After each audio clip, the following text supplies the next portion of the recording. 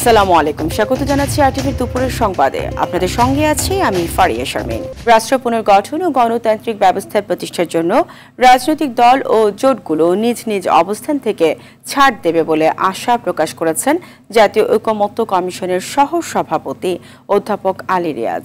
আর জাতীয়তাবাদী সমমনা জোটের সমন্বয়ক ও এনপিপি চেয়ারম্যান ফরিদুজ্জামান ফরহাদ বলেছেন, অনির্বাচিত সরকার দীর্ঘদিন ক্ষমতায় থাকলে দেশে নানা সমস্যা তৈরি হবে। মাইদুর রহমান রুবেল জানাচ্ছেন এরই বিস্তারিত। সকালে জাতীয় সংসদের এলডি হলে ঐকমত্য কমিশনের সাথে বৈঠকে অংশ নেয় জাতীয়তাবাদী সমমনা জোট। ঐকমত্য কমিশনের ১৬৬ প্রস্তাবের মধ্যে জাতীয়তাবাদী সমমনা জোট ১১২টিতে একমত, ২৬টিতে একমত নয় এবং ২৮টিতে আংশিক একমত হয়েছে জানান দলের চেয়ারম্যান ফরিদুজ্জামান ফরহাদ। তিনি বলেন, দেশের মানুষ গত ১.৫ যুগ ভোটের অধিকার থেকে বঞ্চিত। কেউ যেন ভোট দিতে আর বাধ্য করতে না পারে কিংবা টাকার বিনিময়ে ভোট কিনতে না পারে। আপনি এমন একটা ভোটের ব্যবস্থা করে দেন যাতে মানুষ বলতে পারে যে দীর্ঘ ১৫ বছর পর আমরা এমন একটা ভোট দিতে পেরেছি, আমার ভোটের প্রতি কেউ জোর করতে পারেনি, আমার ভোটের কেউ টাকা দিয়ে কিনতে পারেনি, আমি আমার ভোট দিয়ে ভোটের অধিকার প্রতিষ্ঠিত করে সরকার গঠন করতে পেরেছি। এটা অনির্বাচিত সরকার যদি দীর্ঘ টাইম থাকে, এটা বিভিন্ন সমস্যার সৃষ্টি করে। জাতীয় ঐকমত্য কমিশনের সহ সভাপতি অধ্যাপক আলী রিয়াজ বলেন, রাজনৈতিক দলগুলোর মতপার্থক্য থাকবে, কিন্তু সংবিধান, রাষ্ট্র পুনর্গঠন এবং জবাবদিহিতা নিশ্চিত করতে হবে। গত বছরের জুলাই আগস্টের গণ অভ্যুত্থানের মধ্য দিয়ে যে জাতীয় ঐক্য প্রতিষ্ঠিত হয়েছে, যে জাতীয় স্বার্থে রাষ্ট্র পুনর্গঠনের প্রশ্নে গণতান্ত্রিক ব্যবস্থা প্রতিষ্ঠার জন্যে প্রত্যেকেই যার যার অবস্থান থেকে যেমন কথা বলবেন, প্রত্যেকটি দল জোট তাদের অবস্থানের কিছুটা ছাড় দিতেও প্রস্তুত থাকবেন। আমাদেরকে এক জায়গায় আসতে হবে। এর অর্থ এই নয় যে সকল বিষয়ে আমাদের সব বিষয়েই আমরা একমত হতে পারব, কিন্তু যেগুলো রাষ্ট্র বিনির্মাণের জন্য, পুনর্গঠনের জন্য প্রয়োজন, গণতান্ত্রিক ব্যবস্থা, জবাবদিহির ব্যবস্থা তৈরির জন্য প্রয়োজন, সেখানে আমরা আশা করি যে আমরা একমত হতে পারব। রাষ্ট্র বিনির্মাণে গণতান্ত্রিক ও জবাবদিহি ব্যবস্থা তৈরির জন্য জাতীয় ঐকমত্য কমিশনের চেষ্টা অব্যাহত থাকবে বলেও জানান আলী রিয়াজ। মাইদুর রহমান রুবেল, আরটিভি, ঢাকা। জাতীয় নির্বাচনের জন্য আগামী বছরের ফেব্রুয়ারি মাস উপযুক্ত, তবে কোনো মতেই এপ্রিল মাস পার হওয়া উচিত না বলে মন্তব্য করলেন জামায়াতে ইসলামীর আমির ডাক্তার শফিকুর রহমান। একই সঙ্গে লুটপাট ও গণহত্যাকারীদের বিচার না হলে কালো টাকা ও পেশি শক্তি নির্বাচনের প্রভাব বিস্তার করবে বলেও সতর্ক করেন তিনি। অরণ্য গুফরের রিপোর্ট। রাজধানীর মগবাজারে 2 দিনের জেলা ও মহানগরী আমির সম্মেলনের আয়োজন করে জামায়াতে ইসলামী। জাতি একটি সুষ্ঠু নির্বাচনের অপেক্ষায় আছে উল্লেখ করে উদ্বোধনী বক্তব্যে ডাক্তার শফিক বলেন, পেশি শক্তি ও কালো টাকা মুক্ত ভোট এবং যোগ্যদের সংসদে চাইলে প্রতিনিধিত্বমূলক পদ্ধতিতে নির্বাচন দরকার। যদি অংশীজনেরা সবাই সেরকম সহযোগিতা করে, আমরা মনে করি সরকারের ঘোষিত সময়ের ভিতরে সংস্কার সাধন করে নির্বাচন সম্ভব। এর জন্য 2টি সময়কে আমরা উপযুক্ত মনে করি। একটি হচ্ছে ফেব্রুয়ারি মাস সোজা শুরু হওয়ার আগে, আরেকটি হচ্ছে যদি কোনো কারণে এই সময়ের ভিতরে সংস্কারগুলো এবং বিচারের দৃশ্যমান প্রক্রিয়া জনমনে আস্থা সৃষ্টির পর্যায়ে না আসে, তাহলে ম্যাক্সিমাম এপ্রিল পার হওয়া উচিত নয়। ফ্যাসিবাদ আমলে লুটপাট, টাকা পাচার ও দুর্নীতির শ্বেতপত্র প্রকাশের দাবি জানিয়ে সরকারকে নির্বাচনের আগেই গণহত্যার বিচার দৃশ্যমান করতে বলেন জামায়াতের আমির। 15.5 বৎসরের সময় জুড়ে যারা হত্যা, গণহত্যা, ধর্ষণ, খুন, লুণ্ঠন, অপহরণ করেছেন, জনগণের সম্পদ বিদেশে পাচার করেছেন, তাদেরও আমরা ন্যায্য বিচার দাবি করি। না হলে সমাজে হত্যা, খুন, ধর্ষণ, লুণ্ঠনের অপসংস্কৃতি আরও বেড়ে যাবে। যদি এদের বিচার হয়, তাহলে আগামী নির্বাচনেও কালো টাকা এবং পেশি শক্তির যে প্রভাব, সেইটা খাটানোর দুঃসাহস হয়তো বা কেউ দেখাবে না। উপদেষ্টারা রাজনৈতিক বক্তব্য দিতে চাইলে তাদেরকে সরকার থেকে বাইরে আসার পরামর্শও দেন ডাক্তার শফিকুর রহমান। রাজনীতি নিজের জন্য নয়, রাজনীতি দেশ এবং জনগণের জন্য। অরণ্য গফুর, আরটিভি, ঢাকা। শাপলা চত্বরের সমাবেশে সংঘটিত গণহত্যার বিচারের তদন্ত কমিশন গঠন সহ 4 দফা দাবি অবিলম্বে বাস্তবায়নের হুঁশিয়ারি দিয়েছেন হেফাজতে ইসলামের নেতারা। দেশের স্বাধীনতা, সার্বভৌমত্ব রক্ষায় জীবন দিতে প্রস্তুত বলেও জানান তারা। রাজধানীর সোহরাওয়ার্দী উদ্যানে আয়োজিত মহাসমাবেশে বিভিন্ন রাজনৈতিক দলের নেতারা সংহতি প্রকাশ করে দেশের স্বার্থে জাতীয় ঐক্য ধরে রাখার আহ্বান জানান। রিপোর্ট করছেন জাহিদ রহমান।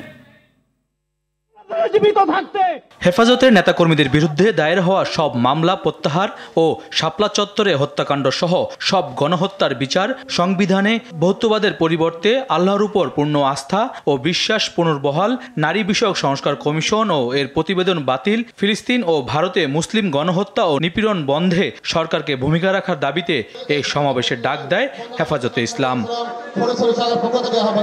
সারা দেশ থেকে আসা হেফাজতের নেতাকর্মীরা জড়ো হন রাজধানীর সোহরাওয়ার্দী উদ্যানে। মহাসমাবেশে যোগ দেন বিভিন্ন রাজনৈতিক দলের নেতারাও। 2013 সালের শাপলা চত্বরে গণহত্যার বিচার, ফ্যাসিবাদের আমলে দায়েরকৃত সব মিথ্যা মামলা প্রত্যাহারের দাবি জানানো হয় সমাবেশ থেকে। 2013 সালের শাপলার গণহত্যার জন্য কেন এখনো তদন্ত কমিটি আপনারা গঠন করতে পারেন নাই?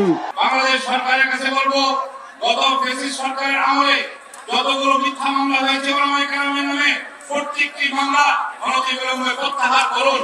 আল্লাহু আকবার ধ্বনি দিয়ে যে বিপ্লব বাংলাদেশে হয়েছে, যে সফলতা বাংলার মাটিতে আসছে, যে প্রতিবাদের পতন হয়েছে, সেই দ্বিতীয় স্বাধীন বাংলাদেশে ইসলাম বিরোধীদের বিরুদ্ধে আবার মাঠে নামতে হবে কল্পনাও করি নাই। বিভিন্ন রাজনৈতিক দলের নেতারা দাবি তুলেন আওয়ামী লীগ নিষিদ্ধের। ফ্যাসিবাদী আওয়ামী লীগকে সন্ত্রাসী সংগঠন হিসেবে ঘোষণা করবার যে দাবি জানানো হয়েছে, মনে করবেন না এটা আমাদের দুর্বল কোনো দাবি। তরুণ প্রজন্ম আমরা হাসিনার ফাঁসি নিশ্চিত করা পর্যন্ত আমরা আন্দোলন চালিয়ে যাব। দাবি আদায় না হলে প্রয়োজনে আরো কঠিন কর্মসূচি ঘোষণার হুঁশিয়ারি দেওয়া হয় মহাসমাবেশ থেকে। 5 আগস্টের এই বিজয়কে আমাদের কাঙ্ক্ষিত লক্ষ্যে নিয়ে যেতে হবে। জাহিদ রহমান, RTV, ঢাকা। 4 মাস পর 5 মে লন্ডন থেকে দেশে ফিরছেন বিএনপি চেয়ারপারসন ও সাবেক প্রধানমন্ত্রী বেগম খালেদা জিয়া। বিমান বাংলাদেশ এয়ারলাইন্সের সাধারণ একটি ফ্লাইটে খালেদা জিয়া দেশে ফিরবেন। খালেদা জিয়ার সঙ্গে সফর সঙ্গী হিসেবে থাকছেন তারেক রহমানের সহধর্মিণী জোবাইদা রহমান ও তার প্রয়াত আরাফাত রহমান কোকোর স্ত্রী সৈয়দা শর্মিলা রহমান। 2 পুত্রবধূ ছাড়া আরও থাকছেন চিকিৎসক AZM জাহিদ হোসেন, চেয়ারপারসনের উপদেষ্টা আমিনুল হক চৌধুরী সহ তার সফর সঙ্গীরা। যুক্তরাজ্য বিএনপির সভাপতি MA মালিক জানান, বেগম খালেদা জিয়া সোমবার প্রথমে সিলেট ওসমানী আন্তর্জাতিক বিমানবন্দরে অবতরণ করবেন, তারপর সেখান থেকে ঢাকা আসবেন তিনি। ওনার সাথে ডক্টর জুবাইদুর রহমান এবং শামিলা রহমান 2 পুত্রবধূ, ওনার সাথে প্রটোকল হিসাবে বাংলাদেশে যাবেন। বিমান ওনাকে সম্মান জানিয়ে বলেছে ডাইরেক্ট ফ্লাইট, তারা ঢাকায় যাবে। উনি পরে যখন জানলেন যে নর্মাল ফ্লাইট যায় সিলেট হয়ে ঢাকা, তখন উনি বলছেন নর্মাল ফ্লাইট যেভাবে যায় সিলেট হয়েই আমি যাব ঢাকা। আমি মানুষের কষ্ট যাতে হোক এটা আমি চাই না। সিলেটে বেগম খালেদা জিয়া যাত্রা বিরতিতে বিএনপির কর্মসূচির বিষয়ে জানাবেন সহকর্মী হাসান মোহাম্মদ শামীম। বাংলাদেশের সাবেক প্রধানমন্ত্রী এবং বিএনপি চেয়ারপারসন বেগম খালেদা জিয়া আগামী পরশুদিন লন্ডনের হিথ্রো বিমানবন্দর থেকে সিলেট হয়ে ঢাকায় ফিরবেন এবং সিলেটে তার যে যাত্রা বিরতি, যেটি প্রায় দীর্ঘ 7 বছর পরে, অর্থাৎ 2018 সালের ফেব্রুয়ারি মাসে তিনি কিন্তু সিলেটে এসেছিলেন এবং সেখানে আসার পর সেই সময়টাতে তিনি হযরত শাহজালাল রহমতুল্লাহি আলাইহির মাজার শরীফ এবং হযরত শাহপরান রহমতুল্লাহি আলাইহির মাজার শরীফ জিয়ারত করেছিলেন এবং এরপরই ওই দিন রাতেই তিনি সিলেট থেকে চলে গিয়েছিলেন। এরপরে গত 7 বছরে তার আর সিলেট আসা হয়নি এবং এবারকার যে আশাটি সেটিও কিন্তু অনেকটা কাকতালীয় ভাবেই তিনি সিলেটে আসছেন। এটি কোনো রাজনৈতিক সফর নয়, মূলত আসলে ইংল্যান্ডে গত জানুয়ারি মাসে তিনি চিকিৎসার জন্য গিয়েছিলেন এবং সেখানে চিকিৎসা শেষে সাবেক প্রধানমন্ত্রী বেগম খালেদা জিয়া তিনি আবারও কিন্তু বাংলাদেশে ফেরত আসছেন এবং তার এই ফেরত আসাকে কেন্দ্র করে সিলেটের যারা মানুষজন আছেন, বিশেষত বিএনপির যারা নেতাকর্মীরা আছেন, তারা বেশ উচ্ছ্বসিত এবং তারা প্রত্যাশা করছেন যে বেগম খালেদা জিয়াকে তারা সিলেট ওসমানী আন্তর্জাতিক বিমানবন্দরে অবতরণ করার পর তারা তাকে একটা ফুলের সংবর্ধনা দিয়ে এবং যারা বিএনপির এখানের শীর্ষস্থানীয় নেতৃবৃন্দ আছেন তারা সবাই মিলে একটি শুভেচ্ছা দেবেন এবং শুভেচ্ছা দেওয়ার পর তারা তাকে আসলে শাহজালাল রহমতুল্লাহি আলাইহির মাজার শরীফ যে প্রাঙ্গণটি আছে সেখানে তারা নিয়ে যাবেন, এমনটাই তাদের পরিকল্পনা আছে। এবং মানুষের মধ্যে বেশ উচ্ছ্বাস লক্ষ্য করা যাচ্ছে। বেগম খালেদা জিয়া দীর্ঘদিন পর সিলেটে আসছেন এই নিয়ে, এবং এই নিয়ে আসলে নেতাকর্মীরাও তারাও আসলে হাইকমান্ডের যে অনুমতি সেটা অপেক্ষায় আছেন। আমরা কথা বলেছিলাম এখানকার যারা নেতৃস্থানীয় আছেন তাদের সাথে, তারা বলেছেন যে আসলে হাইকমান্ড তাদেরকে যেভাবে আসলে এই বেগম খালেদা জিয়ার আগমন উপলক্ষে তাদেরকে পরিকল্পিতভাবে কাজ করার সুযোগ দেবে, তারা সেভাবেই করবেন। এবং এতক্ষণ সিলেট থেকে জানাচ্ছিলেন হাসান মাহমুদ শামীম। বাংলাদেশ প্রকৌশল বিশ্ববিদ্যালয় বুয়েটের ছাত্র আবরার ফাহাদকে নৃশংসভাবে পিটিয়ে হত্যা মামলায় বিচারিক আদালতের দেওয়া 20 জনের মৃত্যুদণ্ডাদেশ ও 5 জনের যাবজ্জীবন দণ্ডাদেশ বহাল রেখে হাইকোর্টের পূর্ণাঙ্গ রায় প্রকাশ করা হয়েছে। 131 পৃষ্ঠার এই রায় প্রকাশ করেছেন উচ্চ আদালত।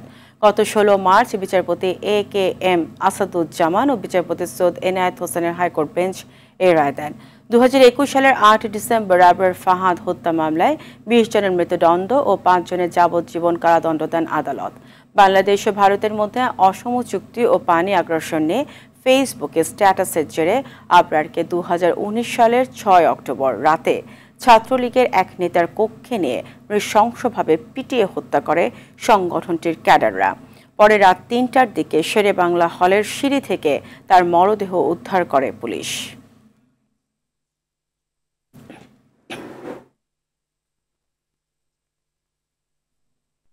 বিশ্ব মুক্ত গণমাধ্যম দিবস আজ। সংবাদ মাধ্যমের স্বাধীনতার সুযোগে এবার 16 ধাপে গিয়েছে বাংলাদেশ।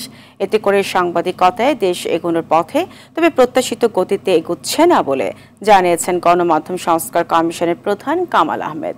তিনি বলেন, সরকার প্রয়োজনীয় সংস্কার বাস্তবায়ন করলে অনেক দূর এগোবে সংবাদ মাধ্যম।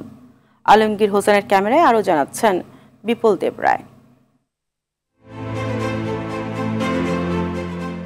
রিপোর্টার্স উইদাউট বর্ডার্স RSF 2025 সালের সূচকে সংবাদ মাধ্যমে স্বাধীনতা সূচকে গত বছরের তুলনায় 16 ধাপ এগিয়েছে বাংলাদেশ। 180টি দেশের মধ্যে বাংলাদেশের অবস্থান 149তম। 2024 সালের মে মাসে প্রকাশিত সূচকে বাংলাদেশের অবস্থান ছিল 165তম। তবে সূচকে এবারও বাংলাদেশে স্বাধীন সাংবাদিকতার পরিস্থিতি বেশ গুরুতর হিসেবে চিহ্নিত করা হয়েছে। জাতিসংঘ ঘোষিত এই দিনটি আমাদের স্মরণ করিয়ে দেয় স্বাধীন গণমাধ্যম গণতন্ত্রের প্রাণশক্তি। তবে স্বাধীন সাংবাদিকতা গণতন্ত্রের মূলমন্ত্র হলেও এটি এখন বহুমাত্রিক চ্যালেঞ্জের মুখোমুখি। রাজনৈতিক, অর্থনৈতিক, আইনি ও প্রযুক্তিগত চ্যালেঞ্জগুলো সাংবাদিকদের স্বাধীনভাবে কাজ করতে বাধা হয়ে দাঁড়িয়েছে বলে মনে করছেন সাংবাদিক নেতারা। বাংলাদেশ এগুনোর পথে আছে মুক্ত সাংবাদিকতা বা মুক্ত গণমাধ্যমের যে চিত্র সেই দিক থেকে, তবে প্রত্যাশিত গতিতে এটা এগোচ্ছে না। গণমাধ্যমগুলো যদিও কিছুটা স্বাধীনতা ভোগ করছে, অনেকটাই স্বাধীনতা ভোগ করছে, কিন্তু গণমাধ্যম কর্মী হিসেবে কিন্তু আমরা এখনো নিয়ন্ত্রিত। দলীয় পক্ষপাতের কারণে বস্তুনিষ্ঠ সাংবাদিকতা হারায় জানিয়ে জ্যেষ্ঠ সাংবাদিকরা জানান, রাজনীতি ও রাষ্ট্রের সংস্কার হলে কিছুটা পরিবর্তন আসতে পারে। যখনই নির্বাচন হবে এবং নির্বাচিত সরকার আসবে তখন কিন্তু নিয়ন্ত্রণটা এখনকার চেয়ে বাড়বে। আমাদের যে রাজনীতি নিয়ে যে সংস্কারের কথা চলছে, রাষ্ট্র নিয়ে যে সংস্কারের কথা চলছে, এগুলো যদি পুরোপুরি বাস্তবায়িত হয় তাহলে কিছুটা হলেও আমরা মুক্তি পাব। তারা অনেক সময় রাজনৈতিক আনুগত্য বজায় রাখার জন্যে, নেতা নেত্রীকে খুশি রাখার জন্য তাদের কথা শুনতে বাধ্য হন বা শোনেন, আগ্রহী হয়ে শোনেন। আর একটা হচ্ছে বস্তুনিষ্ঠতার তারা হারান তখনই যখন তাদের দলীয় পক্ষপাত থাকে। দ্বৈত সত্তা আছে অনেক সাংবাদিকদের, এই দ্বৈত চরিত্রটা কাটিয়ে উঠতে না পারলে সাংবাদিকতা পেশা বিপদের মধ্যে পড়বে। বিশেষ ক্ষমতা আইন স্বাধীন সাংবাদিকতার অন্তরায় জানিয়ে জ্যেষ্ঠ সাংবাদিকরা আরও জানান, সকল কালো আইন বাদ দিয়ে মুক্ত গণমাধ্যম চর্চার জন্য সরকার ও সংশ্লিষ্টদের এগিয়ে আসতে হবে। স্বাধীনভাবে কাজ করা কঠিন হয়ে যায়। কারণ বিপুল দেবরাই, RTV, ঢাকা। শ্রম আইন অমান্য করেছে এমন ব্যবসায়ীদের মনোনয়ন দেওয়ার আগে যাচাই বাছাই করার আহ্বান জানিয়েছেন শ্রম ও কর্মসংস্থান উপদেষ্টা ব্রিগেডিয়ার জেনারেল অবসরপ্রাপ্ত M শাখাওয়াত হোসেন। মহান মে দিবস উপলক্ষে শ্রমিক অধিকার সুরক্ষায় শ্রমিক মালিক সম্পর্ক নিয়ে ডিবেট ফর ডেমোক্রেসি আয়োজিত ছায়া সংসদে প্রধান অতিথির বক্তব্যে এসব কথা বলেন তিনি। ইসির প্রতি আহ্বান জানিয়ে উপদেষ্টা বলেন, প্রয়োজনে RPO সংশোধন করে ব্যবসায়ীদের মনোনয়ন দেওয়ার আগে শ্রমিকদের বেতন ভাতা পরিশোধ করেছে কিনা তা যাচাই বাছাই করা উচিত।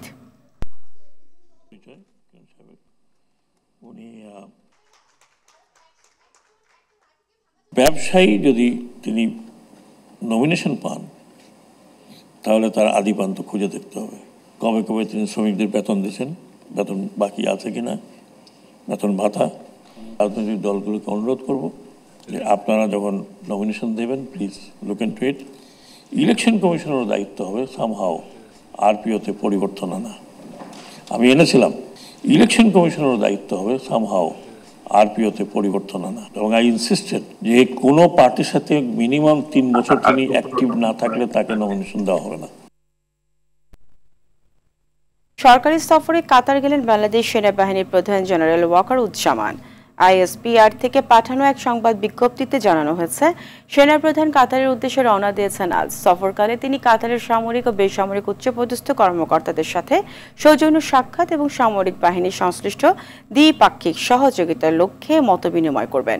সফর শেষে সেনাবাহিনী প্রধানের আগামী 5 মে দেশে ফেরার কথা রয়েছে। লালমনিরহাটের পাটগ্রাম উপজেলার গাটিয়ার ভিটা সীমান্ত থেকে শুক্রবার সন্ধ্যায় ধরে নিয়ে যাওয়া এসএসসি পরীক্ষার্থী মাহফুজ ইসলাম রিমন ও তার মামা সাজেদুল ইসলামকে ফেরত দিয়েছে বিএসএফ। জানা যায়, আন্তর্জাতিক সীমান্তের 825 নম্বর মেইন পিলারের 1 নম্বর সাব পিলার এলাকায় কাঁটা তারের বেড়ার এ পাশ থাকা ভারতীয় চা বাগানে টিকটকের ভিডিও বানানোর সময় ওই 2 বাংলাদেশিকে ধরে নিয়ে যায় বিএসএফ। পতাকা বৈঠকের মাধ্যমে 8 ঘন্টা পর রাত 2টার দিকে বুড়িমারি স্থলবন্দরের 0 পয়েন্ট দিয়ে তাদের ফেরত দেওয়া হয় বলে এক প্রেস বিজ্ঞপ্তিতে এ তথ্য নিশ্চিত করেছেন বিজেপি। দেশে আসার পর তাদেরকে স্বজনদের হাতে তুলে দেওয়া হয়েছে। দুপুরের সংবাদ এই পর্যন্ত। এই জেলার সংবাদ বিকেল 4:45টায় দেখার আমন্ত্রণ রইল। ধন্যবাদ সবাইকে।